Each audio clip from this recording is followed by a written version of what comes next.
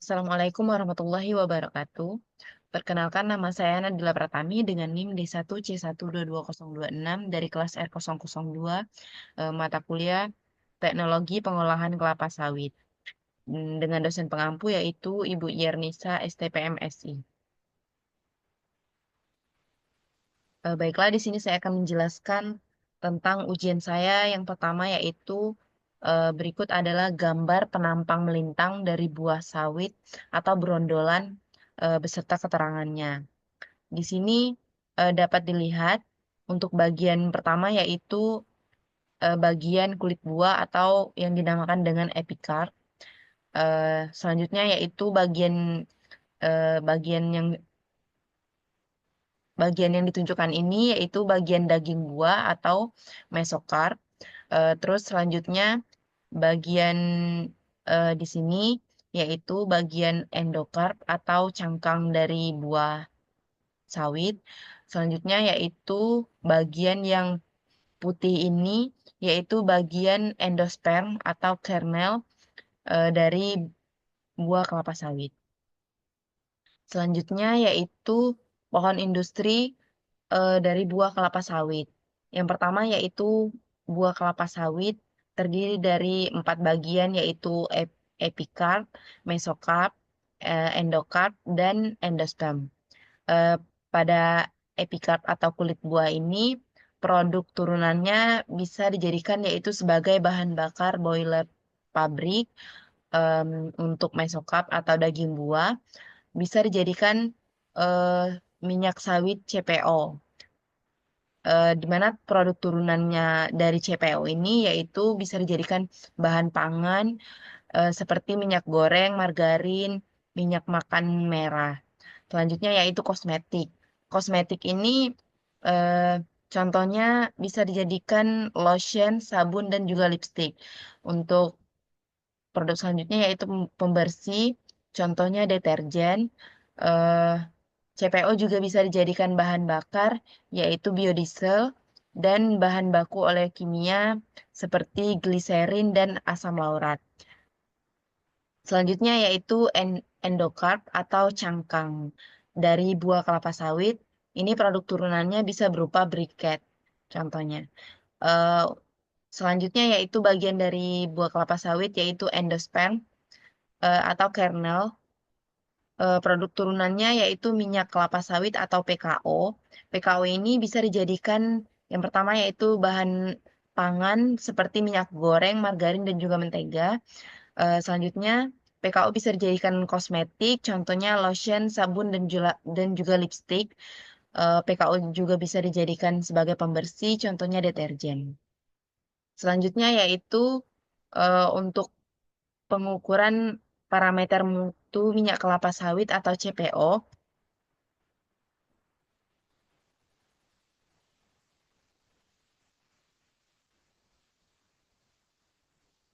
Mutu CPO berdasarkan SNI nomor 01 2901 2006 masih didasarkan pada 3 parameter, yaitu kadar asam lemak bebas, kadar air, dan juga kotoran yang terdapat pada minyak. Parameter-parameter tersebut digunakan untuk menentukan kualitas CPO, stabilitas, kemurnian, dan kemudahan pemrosesan minyak. CPO yang baik memiliki eh, kadar asam lemak bebas, air, dan kotoran yang rendah pada setiap parameternya. Selanjutnya yaitu nomor 4 untuk menghasilkan minyak kelapa sawit atau CPO yang bermutu baik. Hal yang perlu diperhatikan pada proses panen dan pasca panen sampai sebelum dilakukan pengolahan kelapa sawit yaitu yang pertama pada saat pemanenan buah kelapa sawit yang siap panen ditandai dengan warna merah cerah dan em, 10 sampai 15 buah jatuh ke tanah. Pemanenan menggunakan dodos atau pisau dengan tiang panjang untuk memotong buah dari batang pohon. Yang kedua yaitu pasca panen buah sawit. Setelah dipanen, buah kelapa sawit diangkat ke pabrik dengan alat angkutan yang tepat seperti truk traktor gandeng, atau lori. Di pabrik, buah kelapa sawit akan diolah melalui beberapa tahapan, yaitu sterilisasi. Sterilisasi ini, buah kelapa sawit disterilisasikan menggunakan uap bertekanan untuk memisahkan buah dari tandannya dan memastikan enzim yang dapat mempengaruhi kualitas minyak. Yang kedua yaitu perontokan. Buah kelapa sawit dilepaskan dari tandannya dengan mesin thresher. Yang ketiga yaitu pembersihan. Buah kelapa sawit dibersihkan untuk menghilangkan kotoran, daun, dan juga material asing lainnya yang terdapat pada buah kelapa sawit. Selanjutnya yaitu pelumatan. Buah kelapa sawit yang telah bersih dimasukkan ke dalam digester, di mana em, terjadi proses pelumatan pada suhu 90 sampai 95 derajat Celcius. Selanjutnya yaitu proses ekstraksi minyak. Minyak diambil dari buah kelapa sawit dengan menggunakan alat yaitu pressing mesin. Selanjutnya yaitu pemurnian. Minyak kasar dimurnikan melalui beberapa proses seperti centrap tank, fibroseparator, continuous settling tank, oil tank, oil purifier, vacuum dryer, dan slide tank. Kualitas CPO yang dihasilkan sangat bergantung pada kondisi buah sawit yang akan diolah. Selanjutnya yaitu tahapan pengolahan minyak kelapa sawit atau CPO. Yang pertama yaitu diagram alir. Em, Buah sawit yang pertama dilakukan penimbangan, selanjutnya disortir, selanjutnya yaitu sterilizer atau perebusan. Setelah disterilkan, dilakukan perontokan buah. Setelah itu dilakukan pelumatan dan selanjutnya minyaknya diekstraksi sehingga menghasilkan CPO. Dari tahapan-tahapan yang ada pada diagram alir, menurut Basilon 2005, pengolahan buah sawit menjadi CPO dilakukan dalam beberapa tahap. Seperti yang dijelaskan tadi, yaitu yang pertama penimbangan, penyortiran, perebusan atau sterilizer, perontokan, pelumatan, dan ekstraksi minyak. Yang pertama, penimbangan. Pada proses pembuatan minyak sawit dimulai dari proses penimbangan. Pada umumnya, setiap pabrik kelapa sawit pasti menggunakan sistem komputer untuk menimbang semua truk pengangkut tandan buah sawit atau TBS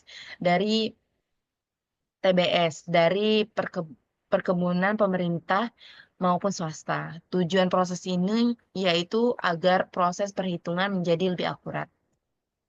Selanjutnya yaitu proses penyortiran. Setelah buah sawit ditimbang, em, buah yang sudah masuk ke pabrik harus diperiksa dengan baik kualitas dan kematangannya. Proses pemeriksaan ini em, sering disebut juga sebagai sortir buah. Tujuannya yaitu agar buah yang diambil nanti benar-benar buah yang berkualitas terbaik. Selanjutnya yaitu proses sterilizer atau perebusan. Perebusan ini dilakukan menggunakan uap pada tekanan eh, 3 kilogram per sentimeter kubik pada suhu 143 derajat Celcius selama 1 jam. Proses ini dilakukan untuk mencegah naiknya jumlah asam lemak bebas karena reaksi enzimatik, mempermudah perontokan buah, dan mengkondisikan inti sawit untuk meminimalkan pecahnya inti sawit selama pengolahan berikutnya.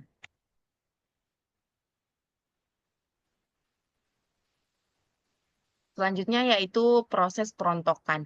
Tujuan dari perontokan ini adalah memisahkan buah yang sudah direbus dari tandannya.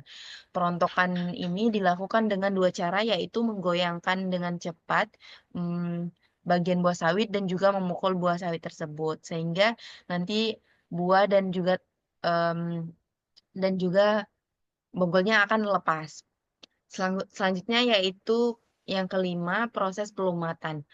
Proses pelumatan ini dilakukan untuk memanaskan buah, memanaskan kembali buah, memisahkan pe- perikrap dari inti, dan memecah sel minyak sebelum mengalami ekstraksi.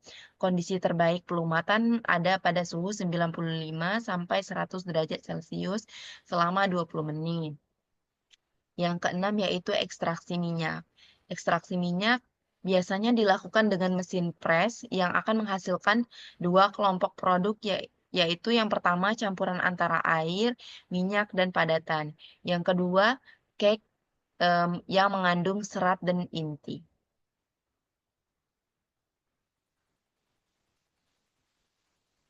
Selanjutnya yaitu perbedaan PKO dan CPO. PKO atau palm kernel oil adalah minyak inti sawit yang mengandung komponen-komponen seperti asam lemak, kotoran dan air yang dapat mempengaruhi mutu minyak. Asam lemak yang terkandung dalam minyak inti sawit adalah asam kaprilat, asam kaproat, asam laurat, asam miristat, asam palmitat, asam stearat, dan juga asam oleat. Serta terdapat juga asam linoleat. Sedangkan untuk CPO atau crude palm oil merupakan minyak yang dihasilkan dari daging buah atau mesokarp, eee, kela mesokarp kelapa sawit, umumnya dari spesies Elais guinness dan belum mengalami pemurnian yang mengandung trigliserida, asam lemak bebas, air, fos fosfatida, aldehid, dan juga karoten. Ini menurut Salistianto 2010. Perbedaan antara CPO dan PKO yang paling menonjol, yaitu tidak terdapatnya senyawa beta karoten pada PKO yang membuat timbulnya warna kemerahan pada CPO. Beta karoten sendiri merupakan provitamin A yang juga merupakan pigmen berwarna dominan merah hingga berwarna jingga, yang secara alami ada pada tumbuhan. Namun, dari asam lemak yang terkandung pada palm kernel oil jauh lebih unggul.